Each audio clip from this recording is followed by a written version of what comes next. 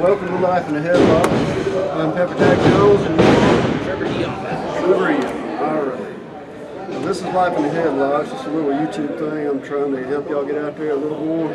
So I'm passing around, let you see a little personal about you. But the series of questions, you ask me, answer them to the best of your ability. I don't edit, so if you screw up, it goes on YouTube. So I screw up, so I put it up there with myself screwing up. But it's pretty cool. Thank you. Well, the first question is, who trained you to be a pro wrestler? I was trained by Micah and Tracy Taylor, actually.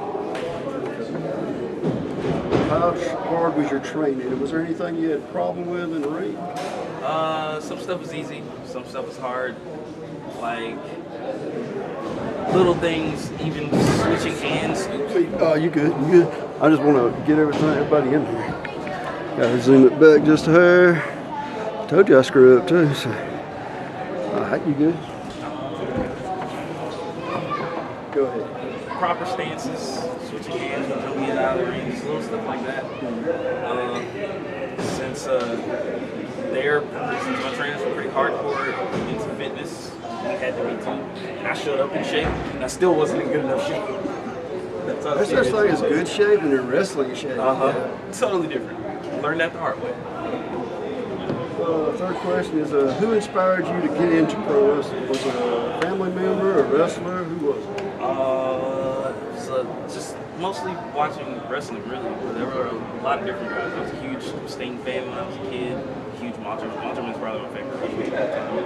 And as I got a little older, turned into a teenager, like I think that's around the time like ROH started. Yeah. And I saw like CM Punk, Austin Aries, they weren't much bigger than me, and I was like, wait, you mean I can do this? I can actually do this? I'm gonna be like those guys. Yeah, you don't have to have arms as large as your head to wrestle. Good. It would not be comfortable. Well, how'd you get your wrestling name, or is that your God-given name? My name comes from a cartoon called Aeon Flux. It's probably one of my favorite things ever to exist ever. I took the lead character Aeon Flux and her nemesis, his name is Trevor, so I took their two names and put them together and made one name out of it. I just changed the Trevor to have the word ever at the end because it was the word forever. So I was being artsy and complicated.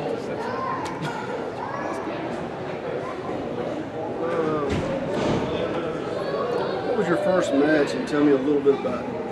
The first match was in Pell City, Alabama, Global Championship Wrestling, against a guy who was then known as Otto von Berger. He was like a German thing or something. And I was nervous as crap, didn't know how to do anything. My offense consisted of arm drags and chain wrestling, and I think I did a body slam somewhere. That was the highest spot, wasn't it? Pretty much, that was the big moment. Drop down, leapfrog, and then just, because I could not, they were like, oh, just have fun, if you, and I'm like, nope, only doing what I know how to do. That's the safest way to do it. Well, what was your favorite match that you watched from TV, like to study as a wrestler yourself? Oh, man. There's a lot of your top one or two to watch. I've probably watched the Shawn Michaels and Bret Hart Iron Man match a bajillion times, like everybody else, because I was desperately trying to figure out how to have a 60-minute match and make it entertaining. Like I just do not, and even now the concept is still difficult. I read the book and I like how they did it. Is like Shawn called half of it and Bret called half of it, and I was like, that was a pretty cool little idea too. So yeah.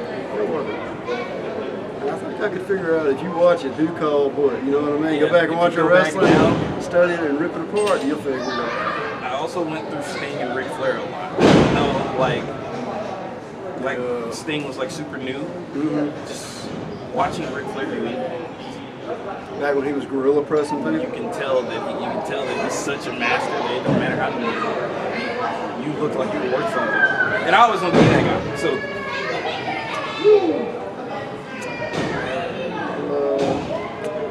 what was your favorite match that you yourself have been in so far? So far, I had recent match I had with Damien Serotonin at Pro South in October. I think that was my favorite. We beat the hell out of each other. exactly what we wanted it to do. And that story's still going on right now, so that's my favorite so far.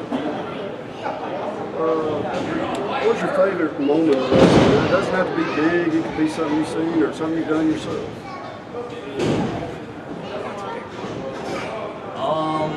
The first time Sting talked after he didn't talk for a really long time, that was one of mine. He didn't really say anything. A year, I was like, he didn't even say anything. Oh, you got paid for standing in the rafters, dude. That and when CM Punk beat John Cena at the Money in the Bank, he won the WWE title, I was like, man, I felt that. I was already wrestling. And I was like, I felt that. Like, I feel like a straight up fan. Those are matches that can make you be a fan of it. Yeah. I had one that was Kurt Angle versus Chris Benoit at the Royal Rumble, and I remember sitting on the couch and standing up because I thought, because I love Benoit, and I know he's got a bad past now, but he's still a great wrestler. It doesn't change the And I was blowing up. My roommate's like, you do this and you still, I'm like, I'm still a fan. It's so good to still be a fan. You'd be surprised how many wrestlers. If you can't be a fan, it's hard to do it in there. It's hard to have fun. It is. You don't even enjoy it. Like, if you're ripping everybody's match apart, you're not enjoying what you should enjoy.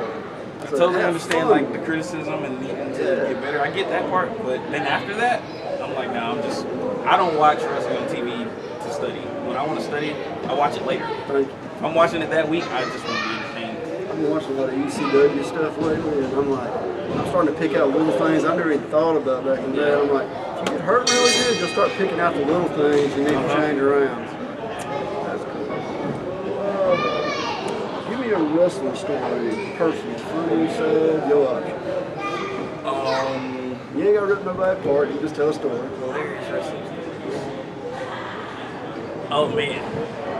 We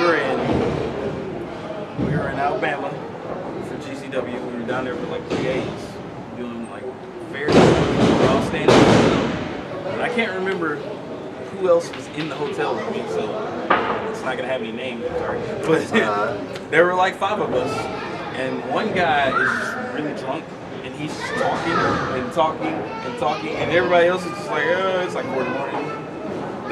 I fell asleep, and the next morning I wake up and they're like, dude, he would not let us go to sleep. I'm like, what happened? Every time I fell asleep, he smacked me on the leg, woke me up. But you were sitting all the way over there, so he couldn't reach you. So he let you sleep. So the next day they're all like, get out of here. And I'm like, well, at least the show is until 7. Freaking hilarious. For everybody but you. Yeah. For everybody except me. He could have woke me up anyway. I was You beat the hell out of me once I go to sleep, and I won't wake up once the bus hits me. pretty much. The assassins come for me in my sleep. I'm done. What do you think of TV wrestling? The good of it and the bad of it? Just your opinion. I'm probably in the minority with like actual wrestlers, but I actually enjoy watching wrestling on TV. Like I like things about all the shows. I like stuff about WWE, I like stuff about TNA, I like stuff about ROH, I like stuff about New Japan. Just when I see some stuff I don't like, I skip through it.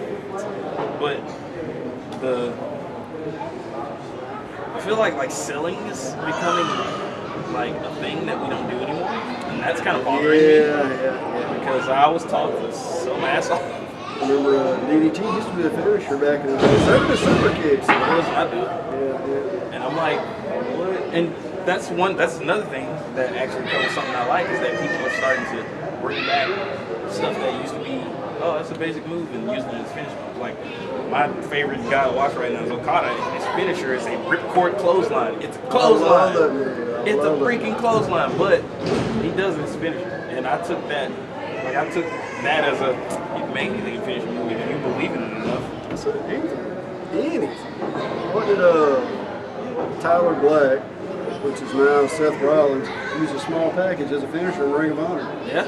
And I was like, that's awesome. I mean, despite the fact that he lifted you Yeah, up, but it was a small it was package. a small package. It looked cool. Yeah, small I mean, package. it looked really cool. When he stopped using it, I almost was like, oh. And even Brian Danielson used it for a little while. So I always thought it was funny. Hey, simple. Simple is a lot better than having to, because I wanted something I could just grab. If you're gigantic, I just want to snatch you into it quick. I do not want to like set you up, do all these things, and then I gotta like wrap you. No, that's too much. Not everybody's 6'6". Right? Exactly. If I wasn't, I'd choke something.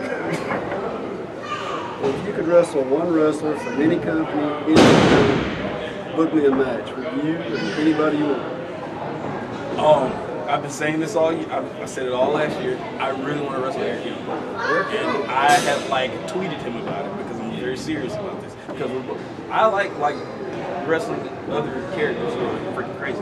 So that dude's nuts. That'd be great because it'll be psycho and it'll be awesome. So I just remember when he was the little scared guy, but he bumped all over the damn place. I called it a long time ago. I was like, dude, one day Aeon's gonna be TNA champion. I'm calling it. He bumped like Ziggler way back when. You know, I was like, he did bumps and I didn't see anybody else take it. And I was like, that dude's crazy. Something ain't right in the head. And now it's a character, but I think it's real too. So, you know. That's okay. That's how mine is too. Like, oh, you got this crazy thing going on. It's a lot less character than you think it is. Now these are two new questions I've just added this week. It got added by Newt Cox on Independent Mississippi Wrestling. So I'm going to ask you and we'll see how they go. But the first one is, what is the oddest place you've ever wrestled? A barn in Wyoming. A barn. Legit barn. There were animals in there. How many people? It was like 20 people. Are the animals outnumbered the people? And yeah, with the pigs, some cows. It smelled terrible. The people were like this close to the ring. We couldn't like go outside. We could barely hit the ropes without like kicking somebody's kid in the face. So I was like, this whole match is gonna be in the middle of the ring, and all we're gonna do is wrestle. So we don't try to do anything crazy because the ceiling was like this tall. Raise your hand, strike your knuckles. No. Yeah, I've been there, done that. That was awful. Hope that never happens again. This kind of goes with it. So, you ever had an odd payoff that wasn't money? So far, no. That hasn't happened. I guess that's a good thing. That's a good I've thing. heard some weird ones so far, so I'm just curious. Hot dog chips and, you know, drink. That's not okay. No, that's really not. okay. Unless it's a charity. That was the reason I'd been involved in that. But If it's charity, yeah, totally. Feed me. As long as I'm energized, I don't care. especially if it's kids, like Toys for Tots or something like that. Yeah. I love kids. By all means. But if it's like you just run the wrestling show, You got 300 people and you handed me a hot dog and some chips. We just go outside. I've had that conversation before. It's like, look, you see all these people?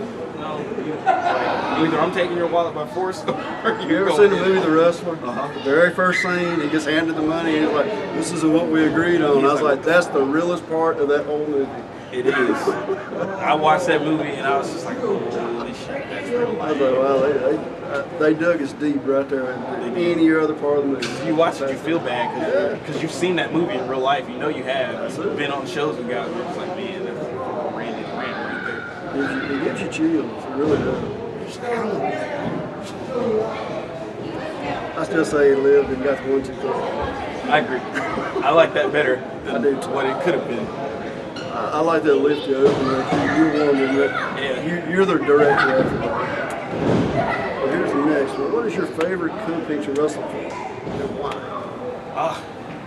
Currently, Pro South in Alabama, and Piedmont, Alabama is my favorite company because they were the first. When I started, I was not like this cycle character. I was just a wrestler. Yay, I can wrestle. And I was like, well, there are guys that can wrestle way better than me. So one, you better learn how to talk, and two, you better come up with something that makes you different than all these people who can wrestle better than you. Because this guy can do this, this, this, and this, and you can't do that. So what you got? I came up with this character. No one would let me do it. They're like, oh, but it's too dark. Oh, let's do this. Oh, let's do that. I'm like, no, just let me do it. And I promise it'll be fun. And Pro South, just they saw me. Like I met Ace Haven at a show, and he was like, "Dude, you should come do that at Pro South." And I was like, "Okay." And as soon as I got there, they just let me spread my wings and just go nuts with it. They're like, "Do your character as hard as you can." And funny enough, because in fact, let's just put them on the same thing. my other favorite company to work for no longer exists. Anarchy Wrestling in Cornelia, Georgia. It used to be Wildside. Without that show, I would not be with Bill Barron, Todd Sexton, and all the guys up there. They helped like form the thing that Trevor Aeon became. Because at first, nobody does, Dave. They're like, good luck. Yeah, I was just like, I know how to do things, but I don't have any substance to it. They helped me put the substance to it. And they gave me a chance, and then Pro South gave me an even bigger chance, and here we are. But Anarchy's dead now, so that it goes to Pro South. I hate that because I used to get a channel there in Mississippi that showed their stuff. Cool. And like they come on like 2 in the morning, I'd stay up and watch it. So. They're the first company to let me air my promo videos. Because I was like, oh, people won't let you talk, that's fine. You don't have to. I'm gonna go film my own. So I went and got professional promo videos done for myself because I'm like, I'm gonna get this character out here so people can see what I can do. Well, I showed it to Bill and he was like, email that to me. Put that on the show. Next week I watched the TV show there. Sometimes you gotta take your life in your own hands and do it because nobody's gonna give you a chance. But I tell everybody that. I'm you like, got to, dude. I'll even give you the numbers of the guy that did for me. Like, just come up with something and do it. Sometimes you go ahead and do it in the ring and ask for permission later on. Yep. That's what happened with my coach. That's how I became a dude. Well, what's your favorite kind of wrestling to watch? Old school, new school, southern, lucha, strong style? What you got? Strong style. I could probably overdose. You as yourself, you rather walk on the dark side or the face side? Which one do you like to show the I actually don't have a preference because my character's pretty much the same regardless. And I know like a lot of people are like, oh, like be a heel, you can do whatever you want. I'm like, it doesn't really matter to me because the only difference between me being a bad guy and a good guy usually is I don't tell the crowd that they're dirty. Other than that, I'm still a creepy weirdo who likes to kick people. It doesn't really change much. So I kind of, whatever the show needs, is usually where I like to sit. I like to see what the fans think and let them go by their own. Let them do what they I'll want to do. let them go. That's kind of how people have let me do it in recent times since I came up with all this weird shit. They're like, we don't know how people are going to react to you, so just go out there and do stuff. And when they start booing, be a bad guy. Make sure you be a good guy. Sounds good. Who is your favorite person to wrestle? Like, if you had to bring somebody to a show with you tomorrow, who would it be that you go to wrestle with? Oh man, there's so many. That's a lot of people. If I had to pick one person, go back to Pro South. There's a guy in my group named Charles Sanders. If I could take him everywhere and work matches with him at every show, I would totally do that. He is freaking amazing. It's funny, I'm the leader of the group, so he's a better wrestler. But so. Alright. Well, do you prefer singles or tag? That's another one of those things where I don't really have a preference. I like to do everything. And I think my trainer told us that during we were studying videotape one day. He was like, you shouldn't be like, oh, I'm a good singles guy, oh, I'm a good tagger. Just you should be good at everything so that you get to do everything. Because people look back on that and they say, oh, you did this, and this. And like all my favorite wrestlers were good at both. Like Edge is one of my favorite wrestlers ever. And he amazing tag teams, amazing singles, amazing promos, everything. So I just want to be like that too. This next and last question. What is the move you use to put people away and what? I use the DDT. The only difference between my DDT and normal DDT is that I keep my leg back first. I stole that from Lita. Thank you, Lita.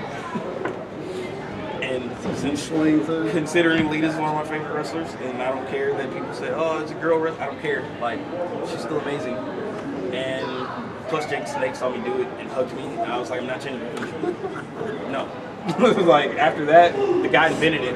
And I call it the End Sinister. It's named after the very last episode of the Aeon Flux. Because that had to come back around. I think you like Aeon Flux a lot. A little too much. Just a little bit. I like the one where she fell off the building because she stepped on the tack. It was so stupid, I was like, what the hell? Well, there's actually 9 other episodes. Yeah, she died. It was terrible. God, it was terrible. They didn't even try. It's like they never even watched the show. All right. Well, last question, but In professional wrestling, who's been there for you on a personal level? If you'd like to thank them, there's your opportunity.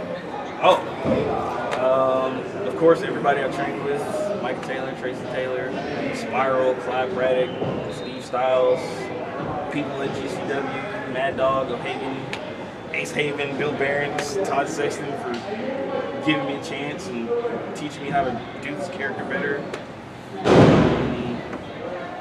Everybody that works with me at Pro South, especially the dudes that are in my group, because they get beat on a lot more than I do because I'm the leader and I get to stand back and go. So, Andrew Aries, Scott Aries, Charles Anders, Donnie Primetime, Britt Jackson. I can't name everybody because names. That's good. But all you guys are left together. Brother, thank you for being on Life in the Headlock. It's been a Thanks for having privilege. me. I just call it Life in the Headlock because life's like a headlock. You can get tight as a sun gun or loose as hell and you work around. Seems like you got yours loose and you're working around pretty well. Trying to. Get out there, brother. See some of your matches. I like your stuff. I'm going to enjoy your match tonight with Jeremy. So Yeah. it ought to be fun. I'll take it easy, brother. Wait, is he here yet?